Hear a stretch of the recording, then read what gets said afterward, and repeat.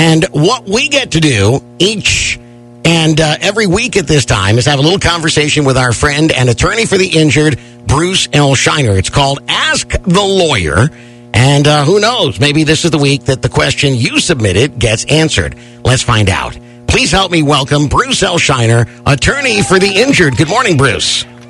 Hey, good morning, Todd. How are you doing this morning? Excellent. How are you doing?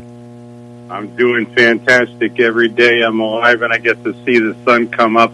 I'm a happy man. You certainly are. Always upbeat, always positive. Even in these troubled times, everybody's still healthy with this little bit of a fall spike in COVID. Everybody healthy on your end? Yeah, we're all being very safe, practicing social distancing, wearing masks, and good. Doing what's necessary. Doing all the recommendations. Got it. Good. Well, we have a question here that, somebody needs help like they typically do, weeding their way through a legal situation. Are you ready to dive into it? I'm ready, Todd. All right, let's see what they say. One night recently, my boyfriend and I were crossing a major intersection within the crosswalk on a green light. Before we got very far, a car struck my boyfriend, causing him to sustain a severely broken leg. The car's driver claimed he was not at fault. He couldn't see us because he was blinded by another vehicle's high-beam headlights. To make matters worse, the driver only had $10,000 of bodily injury coverage. My boyfriend's medical bills exceeded that amount by many times. Can a lawyer help us? Is being blinded by another driver's high beams make the driver not responsible? That's an excellent question. And honestly, in all the years we've been chatting, Bruce, I don't remember this specific situation coming up. So what do you make of this? Well, what I make of it, Todd, is it's a crazy question because you're responsible for your actions. So if you can't see where you're going, you don't just step on the gas and mow over everybody in your way. Mm-hmm. We've discussed before, I think this is where, unfortunately, my client's been very severely injured by another driver who claimed he couldn't see because of the sun. The sun, right. So, it's a similar situation. But the answer is you can't go forward if you can't see where you're going. If you're blinded by the headlights, put down your visor, put up your hands, go slow, wait till the other car passes. Sit still. Right. Can't hurt anybody by sitting still.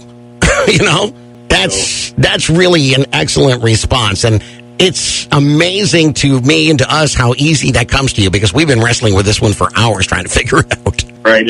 And hopefully that this young man has adequate uninsured motorist coverage because that would pick up where the inadequately insured at-fault driver was. So, he could collect, even though he's a pedestrian, that's an important point. When you're a pedestrian, you have all the rights as if you were in a car. So you get to recover your PIP, which is $10,000 towards your medical bills. Plus, you can collect your uninsured motorist coverage. And if you have stacking or other members of your household have stacking, you could collect that coverage as well. That's something we certainly didn't think about because we never think along those lines, even though you remind us on a fairly frequent basis. As a pedestrian, you're entitled to the same coverage as if you were behind the wheel. That's correct.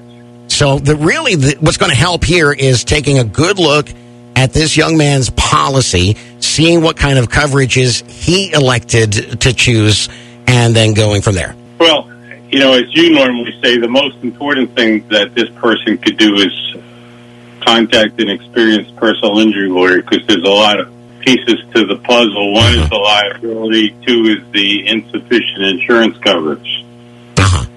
And, of course, no insurance company is just going to say, here, let's make out a check. It probably is going to take quite a bit of at least negotiation, and if it ended up going to court, you would really want a professional on your side. Exactly. All right. Someone with a lot of trial experience. And I know you've got a lot of trial experience in all forms of accidents, especially motorcycle accidents. I mean, that's why you're known as the biker's lawyer. But pedestrian lawsuits, things you've handled before? Yes, sir. Many, many times. Okay, good. That's good to know.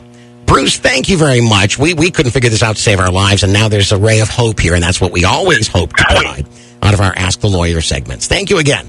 That's why I look forward to Wednesday mornings. Thank you, Todd. As do we, and I look forward to talking to you again next week.